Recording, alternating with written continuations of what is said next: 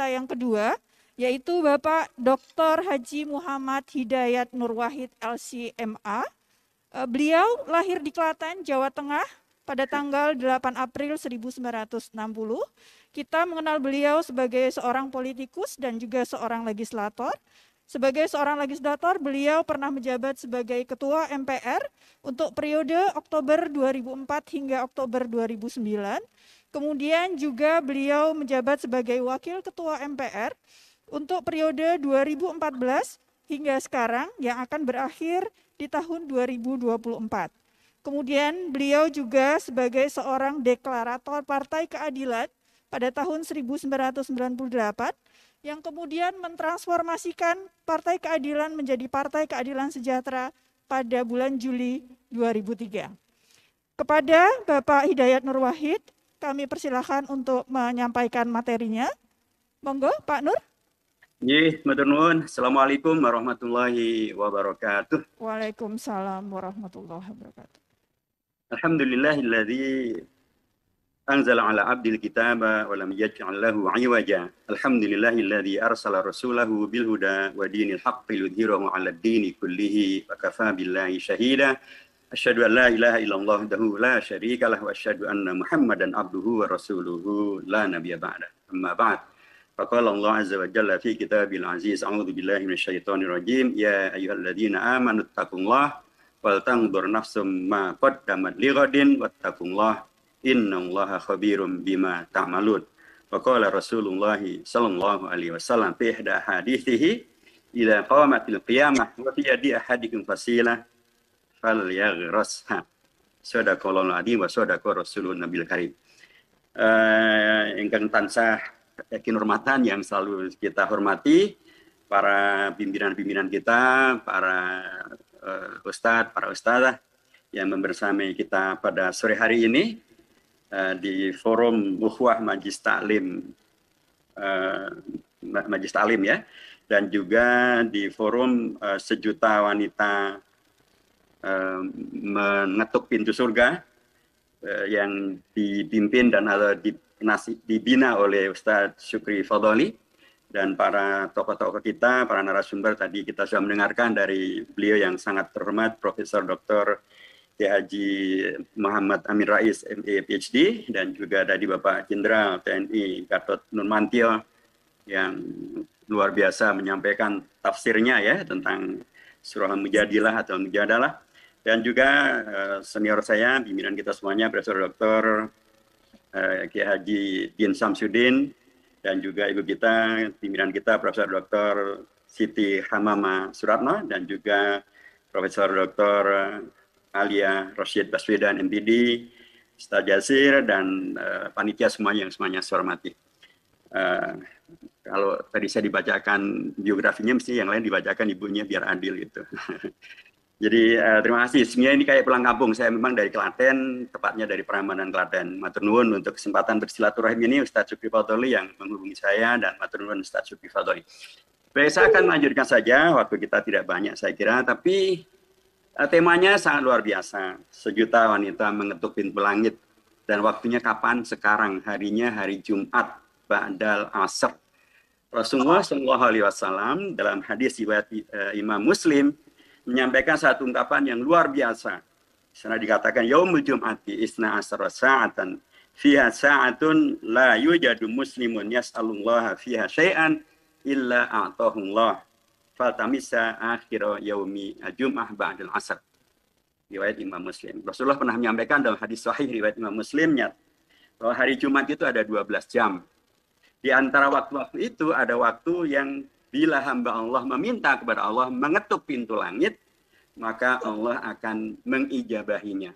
Rasulullah kemudian melanjutkan keterangannya dengan mengatakan, carilah kesempatan itu di hari terakhir hari Jumat setelah sholat asar. Nah, kita sekarang di hari Jumat habis sholat asar, temanya adalah mengetuk pintu langit. Ini satu hal yang amat sangat, saya yakin tidak kebetulan. Ustaz Syukri Fadholi sudah mengarahkan agar inilah waktunya, inilah timingnya, inilah para ustazah, para ibu, para aktivis, para tokoh masyarakat, pimpinan ormas, semuanya berkumpul untuk mengetuk pintu langit. Karenanya tadi sudah dimulai ya dengan salawat asril. Ini luar biasa, ada salawat asril yang telah dilantunkan tadi. Dan memang salah satu amalan yang banyak disebutkan oleh Rasulullah dan banyak dilakukan para ulama pada hari Jumat adalah memperbanyak salawat. Salawat asril sebagai mukaddimah kita mengetuk bermunajat, saya kira adalah sebuah langkah yang luar biasa. Dan Rasulullah dahulu juga mengingatkan bahwa ad-du'a silahul mu'min. Di antara senjata umat yang beriman, tentu juga mukminah, ad-du'a silahul mu'min wal mu'minah gitu ya kalau dilanjutkan seperti yang tadi diingatkan oleh Prof. Amin Rais.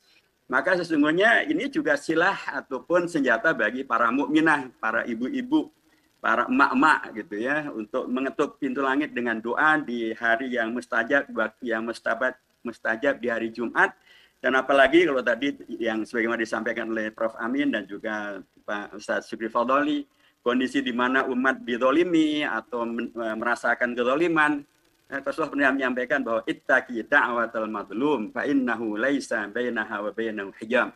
Hati-hati dengan doanya orang-orang yang dizalimi karena tidak ada hijab, tidak ada batas antara dia dengan Allah Subhanahu wa taala. Doanya dikabulkan oleh Allah Subhanahu wa taala. Karenanya menurut saya sangat baik kesempatan yang luar biasa ini untuk kemudian juga memaksimalkan betul-betul mengetuk pintu langit dengan doa yang sekhusyuknya, sebanyak-banyaknya, setulus-tulusnya, sejujur-jujurnya, supaya doa ini betul-betul menjadi senjata kaum beriman, termasuk kaum mukminah untuk kemudian mendapatkan solusi, mendapatkan keadilan, menjauhkan dari segala bentuk kezaliman, dan termasuk untuk kemudian juga melanjutkan peran mensejarah.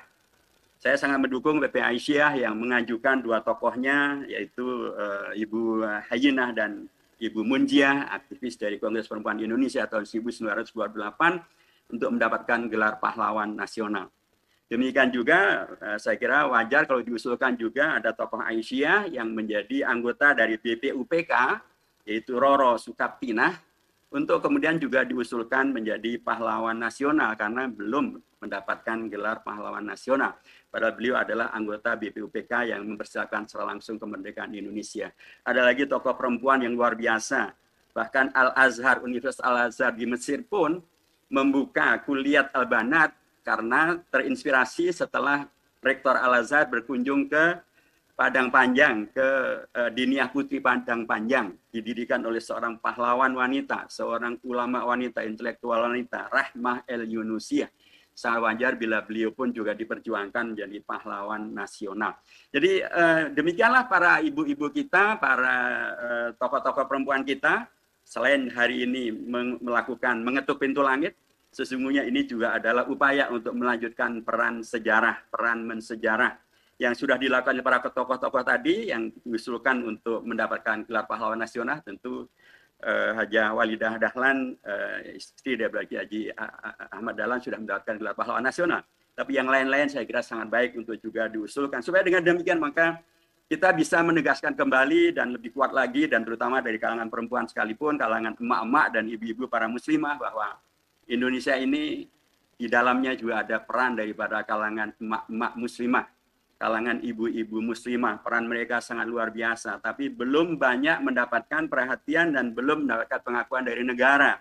Gelar pahlawan nasional adalah bagian daripada hal yang mungkin para tokoh tidak pernah meminta, tapi sangat penting bagi kita untuk memperjuangkannya, untuk membuktikan bahwa jejak-jejak sejarah perjuangan kalangan muslimah, emak-emak muslimah, bukan hanya mengetuk pintu langit, tapi bahkan mengetuk pintu sehari-hari kehidupan senyatanya, dan kemudian berperan langsung di dalam menghadirkan kesuksesan perjuangan menghadirkan Indonesia merdeka adalah fakta sejarah yang sangat selayaknya terus bisa kita gali dan bisa kita maksimalkan. Kalau kemudian para tokoh kita tadi berperan, sesungguhnya itu lagi-lagi melanjutkan peran daripada Ummahatul Mukminin. Bagaimana peran Khadijah kita mengetahuinya sangat hafal pastinya. Demikian juga apalagi peran Aisyah, dengan kita mempunyai PP Aisyah, pastilah biografi daripada Aisyah dan perannya pastilah luar biasa, amat sangat banyak dikaji. Tapi juga peran Ummu Salamah. Ummu Salamah juga berperan menyelamatkan umat dari kemungkinan mendapatkan azab dari Allah karena dalam tanda kutip melakukan sesuatu yang bisa jadi tidak diridhai oleh Rasulullah. Ummu Salamah tampil ke depan dan menyampaikan kepada Rasulullah, "Wahai Rasulullah, Tidak perlu memperpanjang ini. Keluar saja kita dari tenda kita dan Anda, baginda, mencontohkan tentang bagaimana tidak melanjutkan perjalanan ke Mekah. Anda potong hewan kurbannya, Anda potong rambut Anda tahalul, insya Allah semuanya akan terselesaikan. Dan Rasulullah mengikuti saran dari istrinya Ummu Salamah. Beliau keluar dari tendanya, beliau bertahalul, dan dengan cara itu seluruh para sahabat melihat Rasulullah tidak melanjutkan perjalanan ke Mekah, kemudian bertahalul dan semuanya mengikuti dan selesailah masalah. Ummu Salamah melanjutkan peran Khadijah, nanti Aisyah juga melanjutkan peran daripada ummul mukminin yang lain, menghadirkan tradisi para mukminah, para emak-emak, para ibu-ibu bisa menjadi solusi yang amat sangat konkret, amat sangat luar biasa membawa kepada hadirnya harapan akan kehidupan yang lebih baik. Untuk itulah karenanya sore hari ini adalah momentum yang sangat penting untuk dilanjutkan seperti tadi disampaikan dalam sambutan dari pimpinan Forum Ukhuwah Majelis Ta'lim bahwa pertemuan ini jangan hanya sekarang, berkelanjutan adalah satu yang sangat dipentingkan. Karena sekali lagi memang peran-peran itu amat sangat banyak yang penting untuk diteladani dan dilanjutkan. Peran sejarah sangat banyak yang terus perlu diperjuangkan untuk kemudian bisa menghadirkan pembuktian akan peran itu tidak akan kemudian hanya menjadi cerita sejarah tapi berkelanjutan. Dan terutama sekali memang banyak masalah sekarang ini memerlukan keterlibatan dan andil dari kita semuanya. Tadi Prof. Amin Rais sudah menyampaikan apakah sampai pada tingkat biadihi atau bilisanihi atau bikolbihi. Semua peran itu penting untuk bisa dilanjutkan. Tentu kalaupun disebut biadihi bukan berarti tidak biadiha. Ya. Biadihi ya, biadiha ya. Bilisanihi ya, bilisaniha nggih. Bikolbihi monggo, bikolbiha ugi mekaten. Gitu. Ya semuanya. Dan dengan cara itu maka potensi ini menjadi potensi yang hidup yang membawa ke arah pembuktian bahwa di era reformasi ini memang hak asasi manusia yang telah dihadirkan melalui amandemen Undang-Undang Dasar pada era Prof. Amin Rais menjadi Ketua MPR, itu memberi ruang yang luar biasa terbuka, luar biasa luas, dan luar biasa sesungguhnya bisa memberikan pewadahan agar peran serta daripada para emak, para bapak, warga bangsa Indonesia bisa dimaksimalkan. Bahkan dengan adanya Mahkamah Konstitusi, sesungguhnya peran itu semakin bisa dimaksimalkan. Bahwa kemudian ada sekian banyak halang rintang, nah inilah seni kehidupan. Inilah seni daripada bagaimana mengetuk pintu langit bisa kita lakukan dengan lebih baik lagi, lebih maksimal lagi. Tapi saya berkeyakinan bahwa bila kita semuanya melakukan peran kita secara ma'ruf dan tidak secara mungkar, kita melakukan amar ma'ruf dengan cara yang ma'ruf, nahi mungkar tidak dengan cara yang mungkar. Kita melakukan ta'awun alal birri wat taqwa, bukan ta'awun minum bir. Kalau kita kemudian saling berukhuwah, mengokohkan ukhuwah di antara kita semuanya, di antara para emak, di antara para bapak, di antara ormas-ormas Islam, di antara partai-partai, di antara tokoh-tokoh semuanya, dan kemudian kita memberikan kontribusi sesuai dengan kemampuan kita. Tapi kemudian ada ta'awun, ada kerjasama, ada ta'akhi, ada ukhuwah antara semuanya, maka insya Allah sejarah gelap yang pernah dilakukan oleh PKI, baik tahun 48 maupun tahun 65, itu akan kemudian bisa dikoreksi, akan tidak terulang kembali. Islam, umat Islam, Pancasila, Indonesia akan tetap bisa selamat. Kalau kemudian peran-peran yang kemudian menggambarkan betapa kita semuanya dengan ukhuwah tidak bisa diadu domba, betapa kita semuanya dengan ta'awun bisa menghadirkan solusi atas beragam permasalahan kita, termasuk permasalahan yang menjadi dampak daripada COVID-19. Nah, menurut saya sekali lagi forum ini adalah forum yang sangat penting, sangat baik, sangat maslahat untuk kemudian dimaksimalkan untuk menghadirkan maslahat-maslahat bagi umat melalui para ummahat, melalui para emak-emak, melalui para bapak-bapak, melalui para tokoh-tokoh kita di Jakarta maupun di Yogyakarta, di mana saja, di ormas maupun di orpol, di kampus dan di lain sebagainya. Tahun insya Allah sesuatu yang amat sangat kita pentingkan, dan itulah saya yakin salah satu makna daripada ideologi Al-Ma'un yang dahulu diajarkan oleh Kiai Haji Ahmad Dahlan.